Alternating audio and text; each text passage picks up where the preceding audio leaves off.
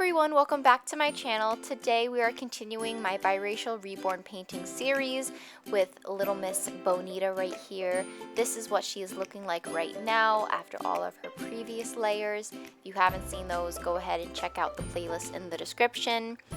Today we are going to be working on building her color and working on skin layers. It's important to understand that skin tones have so many different undertones and it's such a wide range. So this skin tone is specific to this doll, but play around with colors and find what you like best. These are the colors I'm mainly going to be working with, going for a warmer undertone. So I'm working with Flesh 04, Flesh 02, and some Brow Brown to deepen it up. I like to add a little bit of some yellow and a little bit of some warm blush.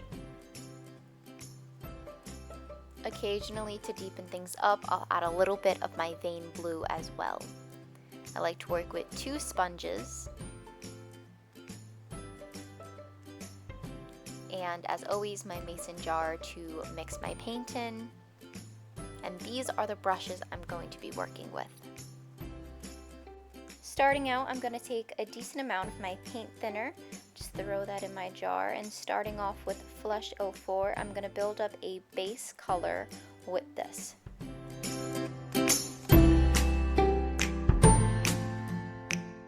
I like to add paint thinner to thin out the consistency, but also it helps dilute the color. So I'm going in and adding my Flesh 02 right now.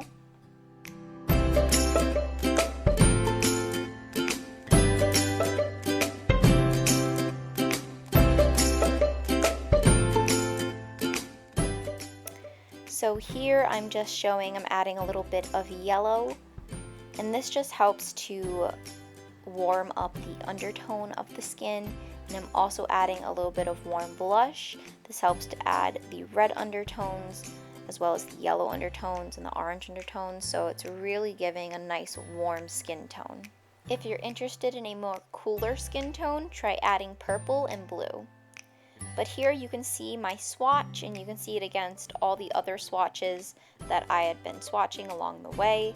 So that's the color I'm going with today.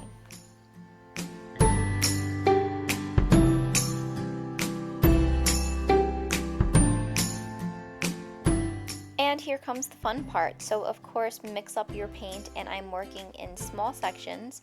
I like to start in the back of the head just in case there are any uh-oh moments. It's in the back of the head.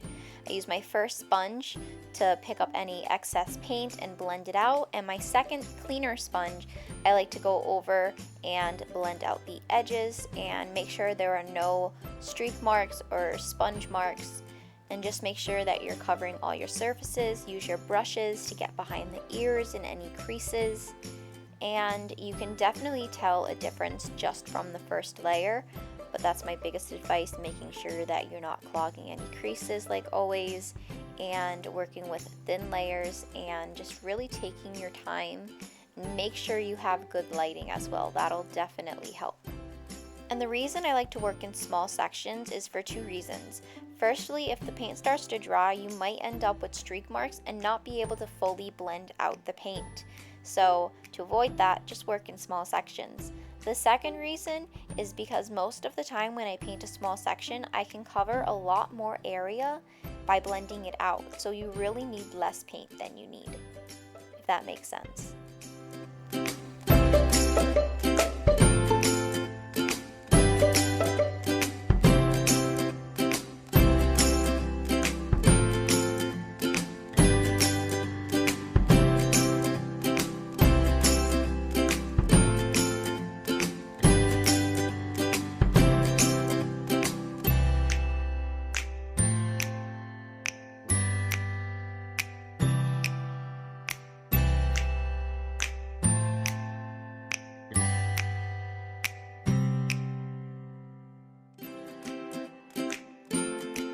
Alright, I changed up the lighting a bit. I don't know if that's better or worse. I kind of think the old lighting was better.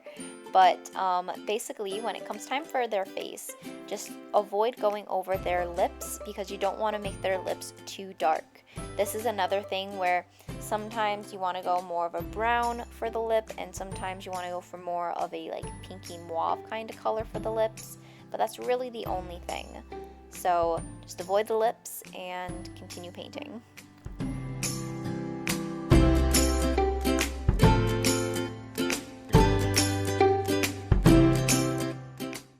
And you can tell with just one layer that there's already color built up on the vinyl.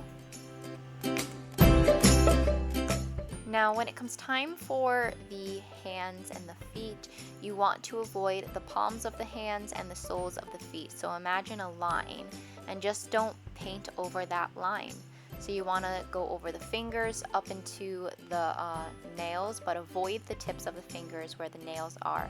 And then just imagine cutting the hand right in half, and you're going to blend that out with your sponge and your brushes.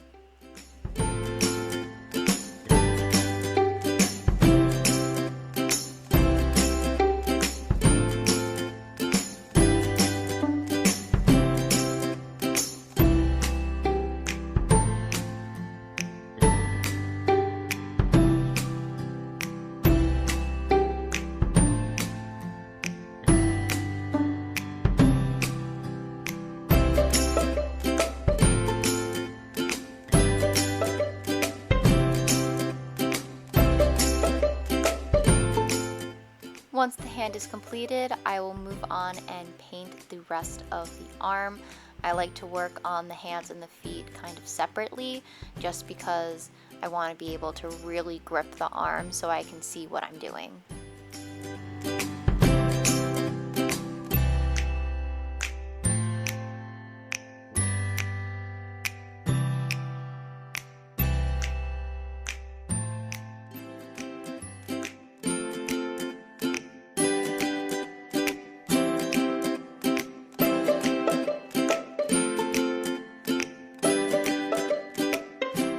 And as you can see, the color difference from just that one layer makes all the difference. For the feet, it's basically the same process as the hands. You want to avoid the soles of the feet and kind of split the foot in half, avoiding the bottom and the tips of the toes with the nails. As you can see here, kind of blurry, kind of goes in and out of focus. I don't know, my camera's weird, guys. Anyways, we're going to blend that out, and I like to use my fluffy blending brush to kind of blend out the edges. You'll see in just a minute what I mean.